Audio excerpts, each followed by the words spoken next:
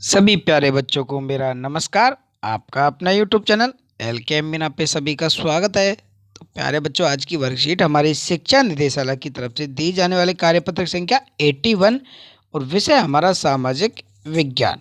और ये कक्षा 9th की वर्कशीट है। यहाँ पे सभी बच्चे अपना नाम रखें, यहाँ पे अपने कक्षा अध्यापक का नाम रखें। आज की तिथि हमारी 6/2/2021 और दिन हमारा है शनिवार का।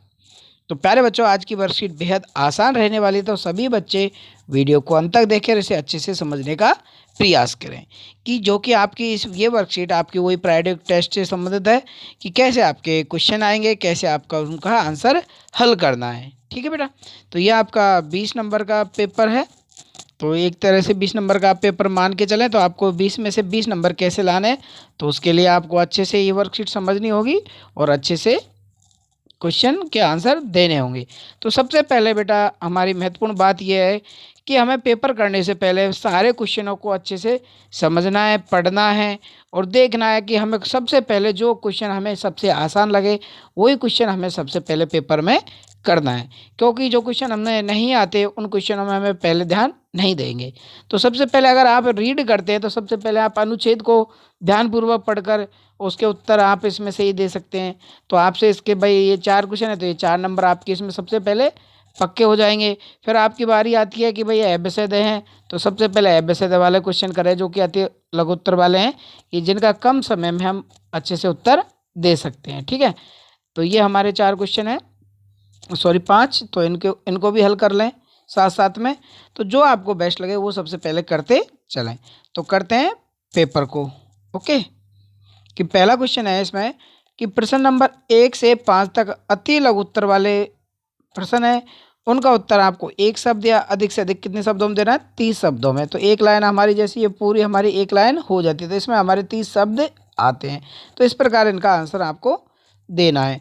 और एक शब्द में जिनका उत्तर एक शब्द में ही है तो उनका हमें एक शब्द में ही देना है। जैसे सिनकोना के वृक्ष से कितनी वर्षा होती है, अब ये सारे एक शब्द वाले ही प्रश्न आपके इस पेपर में हैं। तो चलिए करते हैं इस वर्कशीट के आंसर। अगर आपने पाठ अच्छे से पढ़ा है तो आप भी अपने मन से इसको क्वेश्चन आंसर कर सकते हैं, फिर मेरे मिलाए हुए आंसर मिलाएंगे। ओके। क्वेश्चन हमारा है बेटा, मैंग्रोव वनस्पति की कोई एक विशेषता बताओ। तो इन वनों को तटीय वन या ज्वारीय वन या डेल्टाई वन भी कहते हैं। कौन से वनों को? मैंग्रोव वनों को। और सुंदरी नामक वृक्ष इस वन का प्रमुख वृक्ष है। तो ये बेटा पेपर में भी आता है कई कई बार, तो इसको आप अच्छे से याद कर लेंगे। ओके बेटा। अब हमारा आता है सेकंड क्वेश्चन। सेकंड क्वेश्चन था हमारा कि सिनकोना के वृक्ष से कितनी वर्षा, सिनकोना वृक्ष है वो कितनी वर्षा वाले क्षेत्र में पाए जाते हैं। तो आपने 100, 70, 50 सेंटीमीटर, अगर आपने अच्छे से क्वेश्चन याद कर रखे हैं तो आप भर देंगे 100 सेंटीमीटर से अधिक वर्षा वाले क्षेत्रों में ये पाए जाते हैं। ओके बेटा। अब हमारा तीसरा क्वेश्चन है कि उष्णकटिबंधीय पर्णपाती वनों के संदर्भ में विचार लिखिए। तो यहाँ पे बेटा ये कथन दिए हुए हैं, तो इनका आंसर हमें मिलाना भाई कौन सा कथन हमारा सही है। कि इन वनों को मानसूनी वन भी कहा जाता है। कौन से वनों को?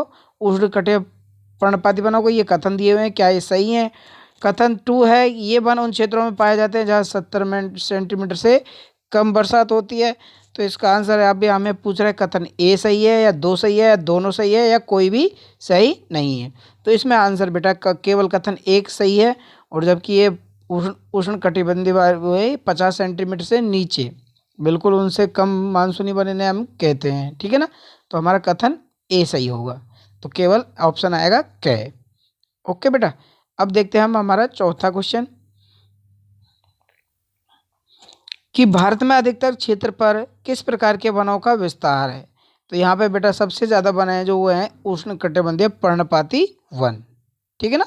क्योंकि भारत की जलवायु कैसी है? शुष्क है। तो यहाँ पे ऐसे वन ज़्यादा पाए जाते हैं। अब हमारा पांचवा क्वेश्चन है कि भारत के किस केंद्र शासित प्रदेश में वनों का क्षेत्रफल सबसे कम है। तो आप जहाँ रहते हैं दिल्ली में, तो वहाँ पे ही सबसे कम है, क्योंकि यहाँ ज़्यादातर है वनों को काट काट के मकान वगैरह ये बने, बिल्डिंग बनी हुई है, क्योंकि ये बहुत ही आबादी वाला शहर है। ओके। अब हमारा छठवा, पहले हमें ध्यानपूर्वक बेटा इस पैसेज को पढ़ना है अच्छे से रीड करते हुए, और तब हमें इसके क्वेश्चन आंसरों को हल करना है। तो पहले हमें ध्यानपूर्वक, हमारा देश भारत के विश्व के मुख्य भारत जीविता वाले देशों में से एक है कि वहाँ यहाँ पे सबसे ज़्यादा जीवन यापन पाया जाता है। लगभग 47,000 विभिन्न जातियों के पौधे पाए जाने की कारण यह विश्व में 10वें स्थान पर है और एशिया के देशों में ये चौथे स्थान पर है। मतलब पूरे विश्व में तो ये 10वें स्थान पर है और एशिया महाद्वीप की हम बात करते हैं तो ये कौन से स्थान पर है? चौथे स्थान पर है।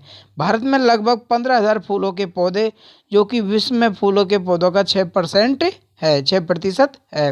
हमारे देश में बहुत से बिना फूलों के पौधे जैसे फर्न, शैवाल तथा कवक भी पाए जाते हैं। बिना फूल के पौधे हैं बेटा, इनका यह नाम याद आपको कर लेना अंडरलाइन, ठीक है। और भारत में लगभग 90,000 जातियों के जानवर और विभिन्न प्रकार की मछलियाँ पाई जाती है। तो इस प्रकार हमने अच्छे से इसे पढ़ लिया है। अब देखते हैं हम इसके पहला क्वेश्चन हमसे क्या पूछ रहा है, तो उसी को हम देखेंगे कि भारत का विश्व में जैव विविधता के मामले में कौन सा स्थान है। तो आपने वर्कशीट में पढ़ा था कौन सा स्थान है बेटा? 10वां, ठीक है ना, 10वां स्थान है। तो हम 10 इसमें आंसर में लिख देंगे। भारत में लगभग कितने प्रकार की वनस्पति पाई जाती है? तो 47,000 प्रकार की वनस्पति पाई जाती है। हम आंसर तुरंत के तुरंत ही इसमें से कर सकते हैं। फिर हमारा तीसरा क्वेश्चन था कि भारत में पाए जाने वाले बिना फूलों वाले पौधों के नाम लिखे। तो ये हमने इसे पैसेज में पढ़ा था, फर्न तथा शैवाल। ओके बेटा, तो ये हम उसका 2 नाम लिख देंगे हम इसमें। अब हमारा नेक्स्ट क्वेश्चन कि भारत जैव विविधता वाला देश है, इस कथन को उपरोक्त अनुच्छेद के अनुसार स्पष्ट कीजिए। कि हमें अनुच्छेद में हमने पढ़ा पैसेज, तो उन्हीं के अनुसार हमें करना है कि भारत में लगभग 47,000 पौधे की प्रजातियां पाई जाती है, 90,000 जातियों के जानवर पाए जाते हैं। इस प्रकार हम कह सकते हैं भारत जैव विविधता वाला देश है, क्योंकि इसमें अलग अलग प्रकार की सारी पौधे और जातियाँ, और मानव में भी कई प्रकार के लोग, हिंदू भाई अलग अलग लिंग भेद के भी आधार पर, जाति के आधार पर भी हम बात करें, हिंदू मुस्लिम सिख ईसाई, तो ये सारी जैव विविधता वाली बातें हमें दर्शाता है। अब हमारा नेक्स्ट क्वेश्चन 7वां कि भारत में पाए जाने वाली वनस्पति तथा वन प्राणियों में विविधता के क्या क्या कारण हो सकते हैं। तो ये 4 कारण हमें दिए हुए हैं, तो इनको हमें देखना कि भारत का विशाल आकार, कि भारत का विशाल आकार, जलवायु में विविधता, कहीं तो शुष्क है तो कहीं आर्द्र है तो कहीं उसमें विभिन्न प्रकार की मिट्टी, तो कहीं पे काली मिट्टी है तो कहीं पे लाल मिट्टी है तो कहीं पे चिकनी मिट्टी है, तो सब तरह की मिट्टी यहाँ पे पाई जाती है भारत के विभिन्न धरातल स्थलों पे। फिर है हमारी चौथा पॉइंट स्थलाकृत विभिन्नता, कहीं पे हिमालय पर्वत है तो कहीं पे उबड़ खाबड़ मैदान है तो कहीं पे शिवालिक हिमालय हैं, कहीं पे अरावली श्रृंखला भी है। तो सब प्रकार की अलग अलग प्रकार की विविधता भारत देश में पाई जाती है। तो ये विविधता के 4 कारण हैं। ओके बेटा, अब हमारा अगला क्वेश्चन कि भारत के पश्चिमी घाट की पश्चिम ढलानों पर पूर्वी ढलानों की अपेक्षा अधिक सघन है। तो बेटा यहाँ पे मैं भारत का नक्शा एक तरह से बना रहा हूँ, ये ठीक है, नीचे का हिस्सा मैं बना रहा हूँ यहाँ पे। तो बेटा ये हमारे हो गए पश्चिमी ढलान, क्या हो गए बेटा? ये पश्चिमी ढलान है और ये हमारा पूर्वी ढलान है। ओके बेटा, तो यहाँ पे बात करें कि पश्चिमी घाट की पश्चिम ढलान मानसून पवनों के सामने होने के कारण 250 सेंटीमीटर से और 400 सेंटीमीटर तक वर्षा प्राप्त करते हैं।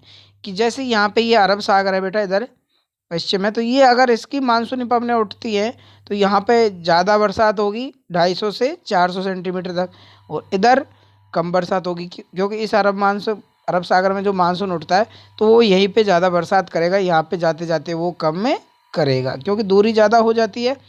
पश्चिमी घाट की पूर्व ढलानें वृष्टि छाया क्षेत्र में होने के कारण बहुत कम वर्षा प्राप्त करते हैं, ठीक है ना बेटा। तो ये दूरी हो जाएगी तो वहाँ पे पूर्वी घाट में कम बरसात होगी। इसी कारण पश्चिमी घाट की पश्चिमी ढलानों पर पूर्वी ढलानों की अपेक्षा अधिक सघन वनस्पति है। अब आप सभी को पता है जहाँ ज़्यादा बरसात होगी वहाँ पेड़ उतने ही ज़्यादा होंगे। ओके बेटा, ये हमारा 8वां क्वेश्चन था।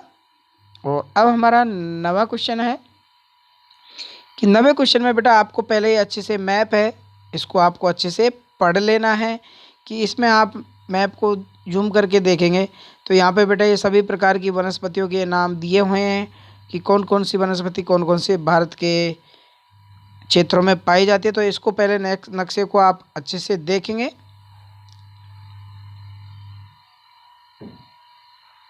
अब यहाँ पे देखो ट्रॉपिकल एनवायरनमेंट फॉरेस्ट, तो यहाँ पे देखो ये कलर ये रहा ये रहा और ये रहा। तो यहाँ पर ये इन क्षेत्रों में इस प्रकार की वनस्पति पाई जाती है। फिर ये सेकंड हमारा ये रहा ट्रॉपिकल डिस्कस फॉरेस्ट।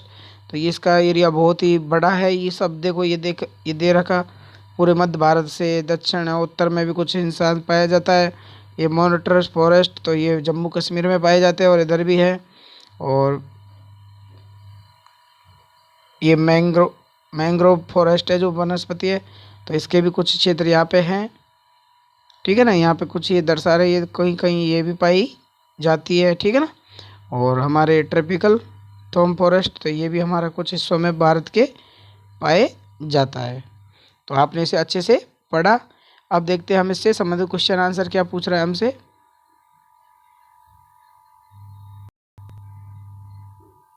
नवा क्वेश्चन यही था कि निम्न मानचित्र को देखकर पता लगाए कि कुछ राज्यों में वनों का विस्तार अधिक क्यों है। तो आप सबने इसमें देखा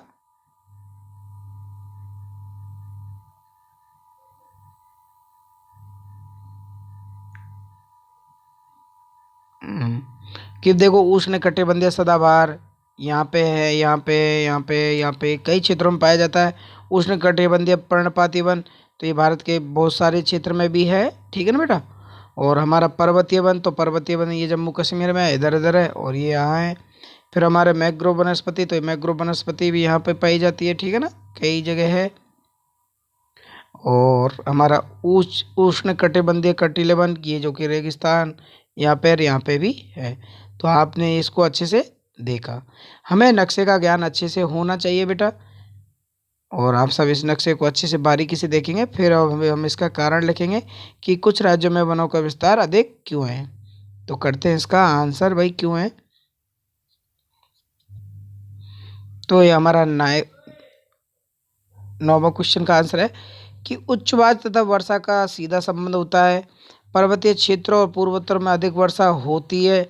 इन क्षेत्रों में सदाबहार तथा घने वनों का विस्तार पाया जाता है। जो कि पर्वतीय क्षेत्र है वहाँ पर अधिक वर्षा होगी होगी।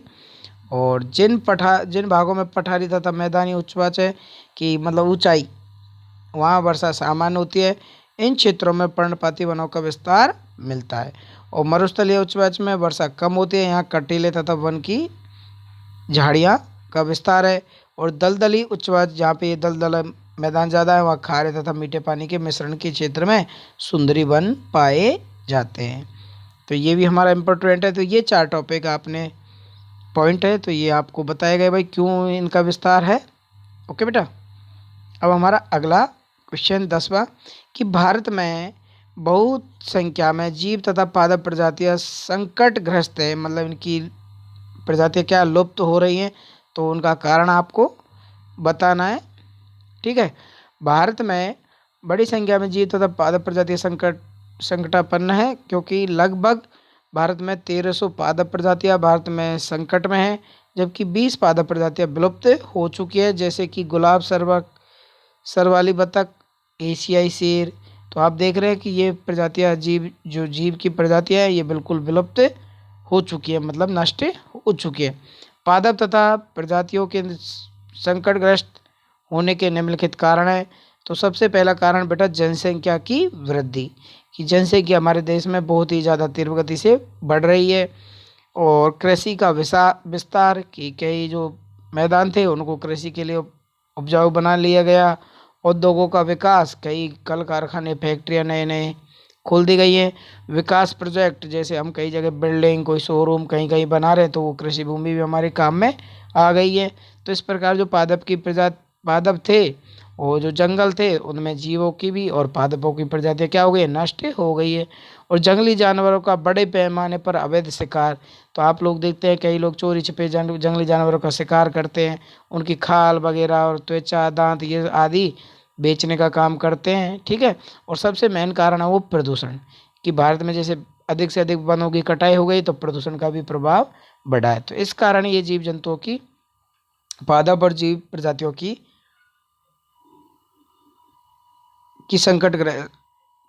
संकटग्रस्त होने के ये कारण हैं। ओके बेटा। तो इस प्रकार बेटा आपकी वर्कशीट कंप्लीट होती है। तो सभी प्यारे बच्चे से अच्छे से अपनी सामाजिक विज्ञान की कॉपी में नोट करेंगे। और ये वर्कशीट आज की बेहद महत्वपूर्ण है। सारे क्वेश्चन बहुत ही अच्छे हैं, आपका कोई भी क्वेश्चन परीक्षा में आ सकता है। तो सभी बच्चे से अच्छे से रीड करेंगे और याद भी करेंगे। ओके बेटा, वीडियो को लाइक और चैनल को सब्सक्राइब ज़रूर करें। Thank you, bye bye.